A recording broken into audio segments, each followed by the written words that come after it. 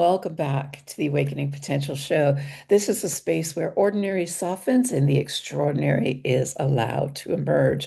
I'm your host, Karen Rudolph, and this is a show for women who carry a lot, learned a lot, and quietly know that there's so much more. Not more to do, but more to remember. Here we talk about awakening, not as a concept, rather as a lived experience through real stories, embodied wisdom, and conversations that meet life where it actually is. This is where sassy confidence meets classy wisdom and badassy brilliance gets to be expressed without apology. So take a breath, drop your shoulders, and give yourself permission to be here now. And let's begin. Today, I'm honored to share the space with someone whose journey reflects the very heart of this work. My guest, Doreen Downing, who shares her content focused on conscious living through personal growth and real life of her own. She is a psychologist, which focuses on her focus is on public speaking anxiety. She's the author of How to Find Your Voice Method. She's a podcast host of Find Your Voice, Change Your Life. Make sure you look it up. Let's give a warm welcome to Doreen Downing. Welcome. Oh, thank you. Thank you, Karen. What a wonderful way that you introduce the program and just open up the space for people. Thank you for saying that. I appreciate it. I've been doing this, certainly, it's been a heart journey for me. And it was pretty much a download many years ago for me to do. And the name was given to me as Awakening Potential. And through our shares, we get to share our stories, and the listeners get to see themselves in our stories. So, with that being said, I always like to go back in time before you became a psychologist, way back, what'd you play with as a child? Has it anything related to what you do now by any chance? Or Well, I would say that I probably, as a older sister and daughter of a mother who had bipolar depression, mostly depression, that I was probably brought to this earth to be, and I don't know if you would call it a psychologist at this time, but somebody who helped others, helped me guiding my sister and also being in the atmosphere of somebody who was really bright and brilliant some of the times, my mother, and some of the times severely depressed. So knowing the extremes of both of what people suffer, but also the joy of what's possible for people. So I think that early on that I would say that would be the beginning of this, I don't know, imprint, this pattern, this what I'm here to do. beautiful. I love that. So as a child, it must have been challenging for you to witness that, especially from I had a similar experience with my mother, and it must have been very challenging for you. I mean, how did you deal with it as a youngster? Well, I think that because my grandmother was the one who was the caretaker, and even though she told us to be quiet because mom would get sick and go back to the hospital, where I feel like that's where I might have had some compromising around my own voice early on. But I would say the coping had to do with love from my grandma. But also, when I started school, I was noticed. I guess I figured out that that was a safe place to be more visible and teacher's pet. I just found my way to star in school, and I think that being such a good student early on led me to be keep on going for all those years to get a PhD. I love it. So fast forward now, you back in college and you're going for your PhD. And did you know right away that you were going to be a psychologist or go into any Yeah. sort of therapy work at the time? Oh, I think that in high school I was already doing volunteer work. And in college, I did lots of social service projects. Well, I hear you. One of the questions that just popped into my mind, and I'm thinking this might support the listening audience, is it becomes a knowing. There's a knowingness within. You know what you're going to do, who you are. What was your experience of that? I think the knowingness came from early on, the teachers who reflected back to me how good or how special, even though I was introverted and shy, somehow I found a way to be expressed. I was the head of the Pum Girls. I was homecoming queen. So I was really out there, even though, and I could talk later about public speaking anxiety and how that showed up. But I think that the mirroring I got in that safe environment is partly what reflected back to me that I had value. So that knowingness and just the roles that I played felt like I was giving, and giving was easy for me. Mhm. People would tell me their stories. It just seemed like it was comfortable for me to be listening to others and to also be of service early on. Nice. Beautiful. So, with that being said, and I was always a shy kid. I was always the introvert. Now I sort of stepped out of my shell, but I still like my downtime and I still become Yeah. quite introverted when I'm out there. And it's like, oh, I protect my energy. Time to go in. What I heard you say was you were out, the pom-pom girl and all that. You're out there in the public eye, so to speak. And yet, I heard you say public speaking, my understanding of it is number one, fear, people Yeah. getting up and being in front of others. What's your experience with that? Well, I think it didn't really occur to me till I started in college and was at UC Berkeley, where it was very competitive. And I Mhm. think in high school, being a star and then going to Berkeley and feeling like a little peanut. And these really intelligent people giving Right. answers in class, raising their hand. I think I just, something happened. That's where I located. But in terms of early on, this is what I mentioned earlier. It feels like that when I trace back how maybe what happened for me is that I had anxiety about speaking up because mom is going to get sick and go back to the hospital. I got to be careful. But in this other environment, I can shine.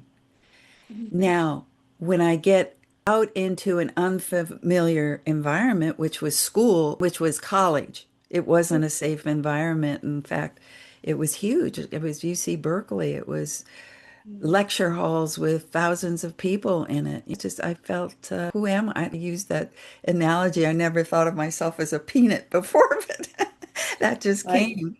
I I totally understand. I had an experience, Doreen, where for me, I grew up, I'm sure not too far off. Well, I think I'm older than you. I'm not positive, but I grew up in the generation where kids were to be seen, not heard.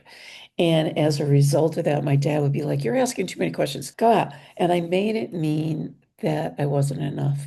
Did you have the same similar experience, or did you make it mean something different?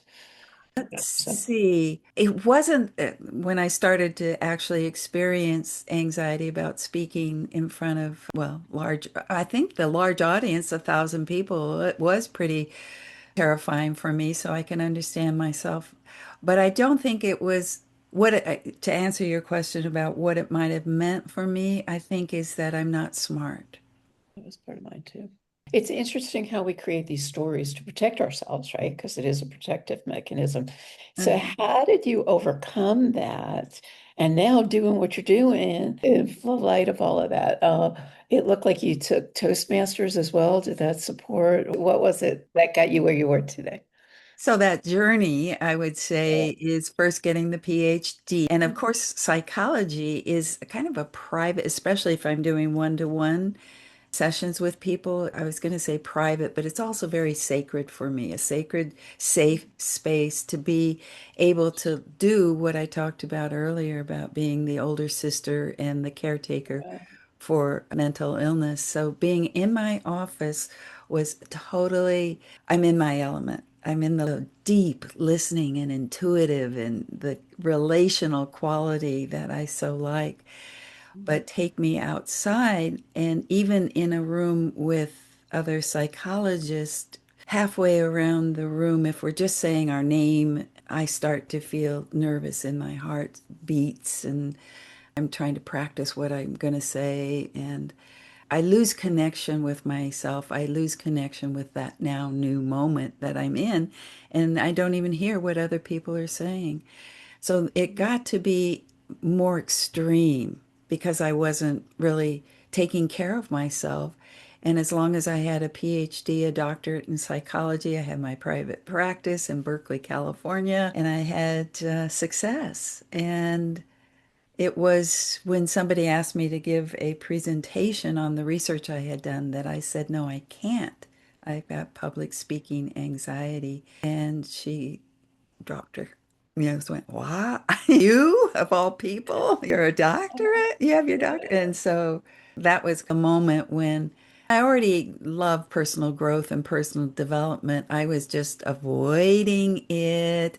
And like many people, they just say, well, it's just who I am.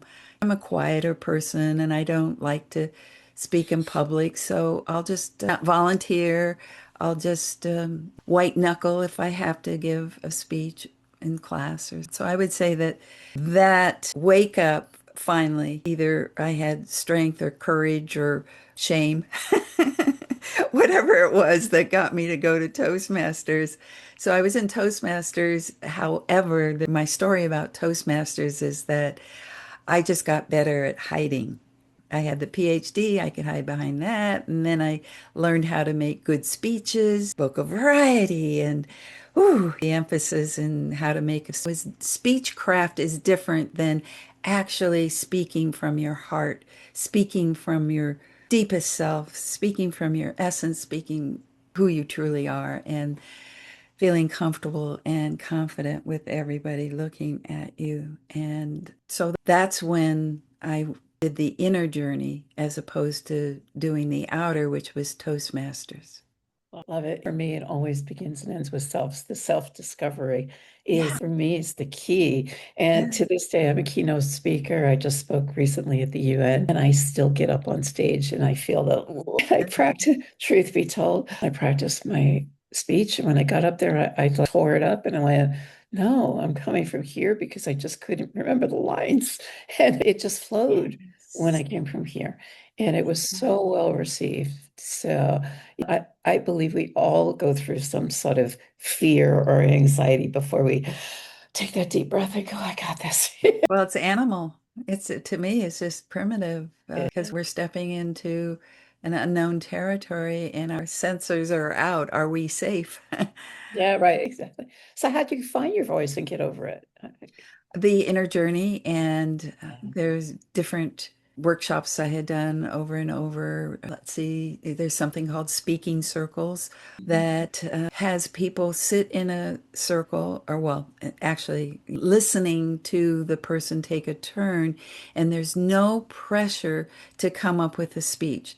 It was so opposite at Toastmasters, and it's part of the work I do now. Is it's more a mindfulness based presence, being able to come into, just like you described about that speech, coming into this now new moment and having the ability to drop down inside and to what you know already, and to actually have a way of speaking that you're listening at the same time that you're speaking. And this is what I teach in how to overcome speaking anxiety is, and that's why I call it the find your voice method, because it's not about speaking, it's about being present, being with the Yeah. listener. You're reacting like you Yeah, understand. I totally get it. Because there's so many of it. Well, it gets back to communication, right? There's so many people I know I'll have conversations with, and you can see them. They're in their head already thinking about the next live line, Not rather. lying. They'll Well, maybe their say, next life you too. never know, right? Exactly. Or rather than being present, being from dropping into the heart space, which I'm Yeah. a big fan of anyway. But so tell me a little bit more about your book. And just to pause for 1 second, if you would, because I just want to let the listening audience know that all of Doreen's contact information will be in the show notes, along with the link to the book, the link to her show. Excuse me. Have that little frog right now. The link to the show, and she has a present for you. We'll talk about it in a bit. That'll all be there in the show notes. So I just want to also remind you, reach out to her and learn how to find your voice. But tell us more. What is Well, a little snippet of it? well, I think that once I discovered that it's an inner journey to find your voice as opposed to something like Dale Carnegie, which I'm not dissing Right. Toastmasters because I got great value out of that. But this inner journey that I discovered is what I put into my book. And it starts with first a whole new approach to fear. Most of my clients come and they just want to get rid of fear because, of course, well, you have the idea of awakening potential. They can't reach their potential because fear stands in the way and they want to erase it or do the thing and feel the fear anyway, something like that. Right. But my people that find me know that that isn't working. Whatever they've tried up to now has not worked. And so they realize that as a psychologist, I've got different skills than a coach who helps them be a better performer, perhaps. What I'm helping them be is more connected to their inner voice so that there's strength inside, that the resonance from where their voice comes from is real and people can feel real. So that's what. So I have a question. It's probably, I'm hoping it's related, but maybe it's not. And just to clarify, I get these thoughts along the way.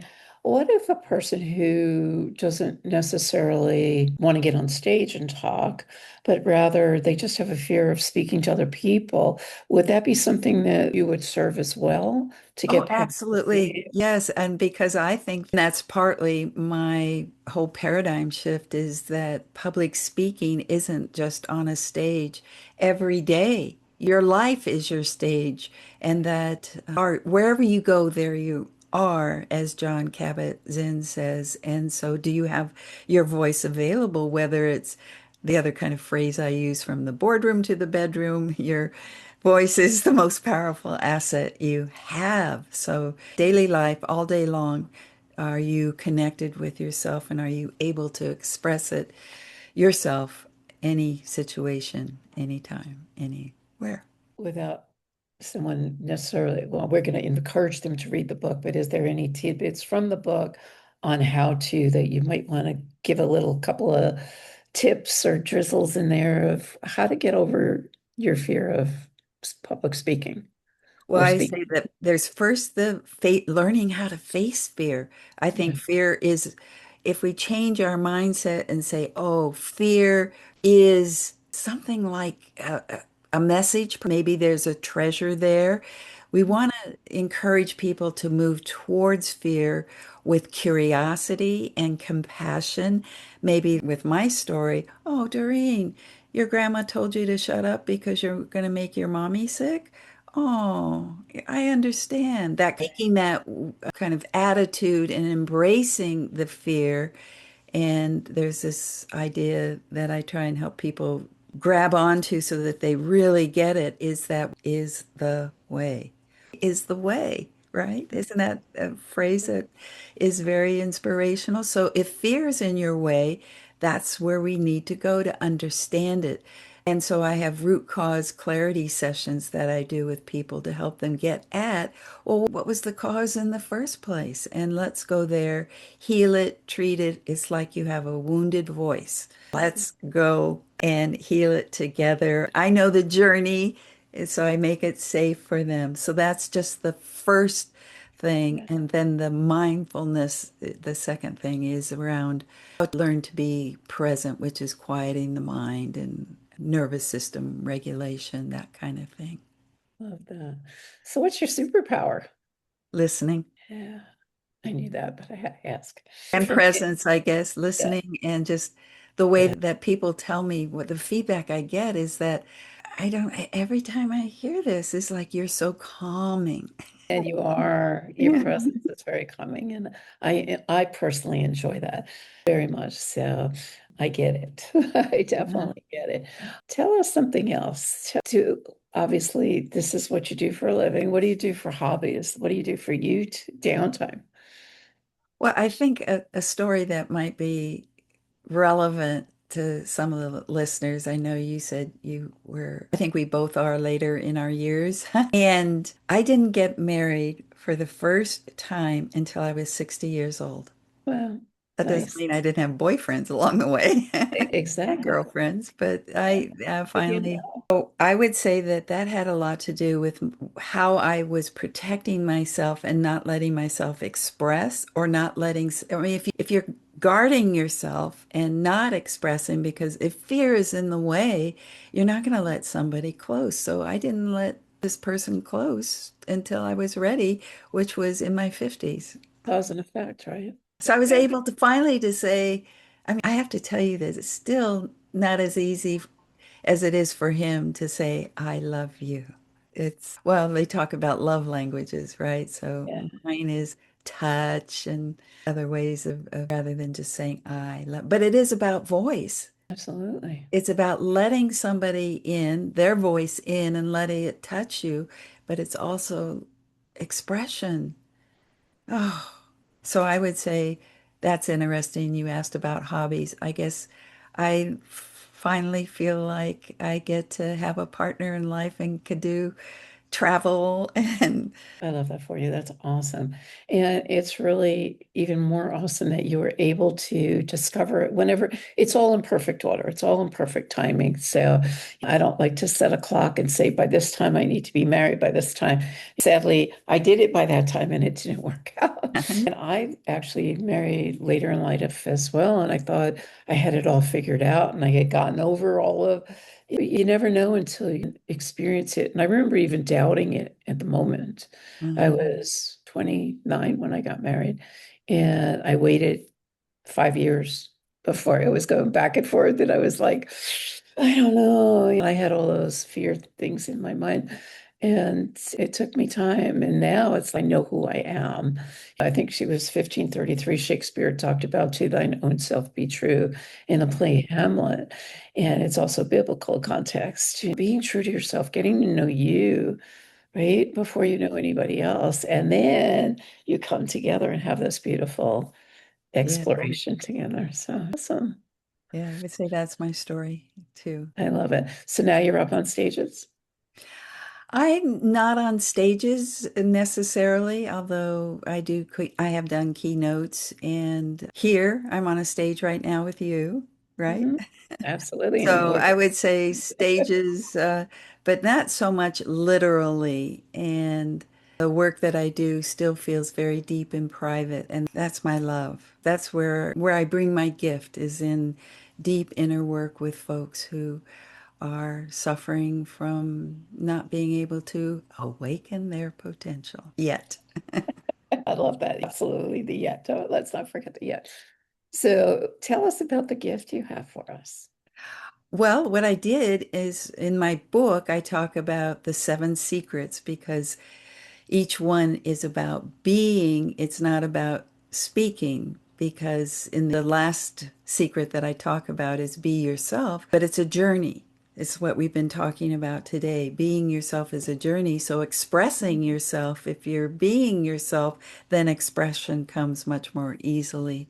And so, my gift is I've done it's a 15-page, it has some illustrations and some exercises in it, is the 7-step guide to fearless speaking. So, I've taken all of my seven secrets and put them in this guide that I'll just say that the first one is be still, right? And it's about fearless speaking, and people are going, well, what is be still? How does that relate to being fearless when you're speaking? Well, one of the biggest fears I hear from people is that they're going to go blank. When you talked about letting go of your notes on a stage, but you did it deliberately, when they're afraid that they lost their notes and then they have to stand in front of an audience with no notes. And well, what's it like? How to learn to be so in the moment that without notes, you're able to drop in and tap into what you know and share it. Just simply share it.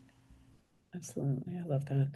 I love that. And again, all of Doreen's contact information and her gift will link will be there as well. Make sure you Uh-huh. check it out because I Thank bet there's you. lots of pearls of wisdom in there. So, Thank you. yeah, absolutely. This has been really great, and I'm really enjoying this. I always leave asking my guests What is that one pearl of wisdom you'd like to leave with the listening audience? It's interesting you said pearl because what I talked about earlier in our conversation is that inside there is brilliance. And sometimes I do talk about it in my slideshows. I have actually a jewel because that on one facet is shining something, on another facet, people might see a different aspect of you. So that there's a fullness and a richness to this jewel, this brilliance, this shine, this glow, whatever word you want to use, deep inside. And I think that if we walk around with that in our bellies, in our bodies, we embody a sense of beauty, a sense of goodness. If you just want to go to good, you don't have to go into brilliant. So that's what I would hope to leave people with is that the essence of who they are is beautiful, brilliant. You could use many more B's, bold. Elon. I love that, Doreen. This has been such a pleasure. Your story is such a powerful reminder that transformation doesn't happen all at once. It begins the moment we become aware, right? And Yeah. continues with that brave, bold, badassy choices that we make along the way. Doreen Downing, thank you so much for your honesty, your heart, and your willingness to share yourself with your journey with us today. Well, I appreciate the platform and I appreciate you for being so open and authentic yourself. And I felt like I wasn't just coming in and having to answer questions that were prescribed. It just felt like, oh, we're in this moment dancing together and being and playing. It felt playful. Thank you. Thank you for saying that because that's what I'm all about. And that's what I definitely want to portray, the Yeah. authenticity, because I believe that authenticity really connects people a lot more than I'm on a lot of podcasts, I'm on a lot of shows, I'm on TV, whatever. And it's like, here are 10 questions, answer them. And I'm like, it just puts me back into my head space rather than my heart space. And I Exactly. believe we all have the answers right here. So, to our listening audience, remember that all of Doreen Downing's contact information will be in the show notes. Please reach out to her because when you reach out to her, you're going to get her, I'm sure. At least I'm saying that. I didn't ask. Forgive me. I don't want to assume anything. You reach out to me, you're going to get responses from me. That's just the way I run. Is it similar for you, Doreen? If Oh, people, the door is open to say hello, and it would be lovely if anybody has listened today and relates to anything I've said about fear or what I just said about the jewel inside. beautiful. My apologies for jumping ahead because I've had so many people say, I'm going to get you. And I'm like, well, yeah, I have to go through my old coach. I love him to pieces, but there's so many gatekeepers that he's touchable now. And I'm like, wow, I had one question. So you're going to get us. Right? So just as a reminder to the listening audience, the bridge from ordinary to extraordinary is built with small steps of change and big leaps of change, big leaps of faith, rather, excuse me, that you are more powerful than you. So keep showing up, keep rising, and keep awakening your potential. And if something resonated with you about today's show, feel free to write potential in the DMs or DM me, and you'll get me, as I said, and reach out to Doreen as well. Thank you so much for being here with us here today, and I look forward to seeing you next time. Thank you, Doreen. Thank you, Karen.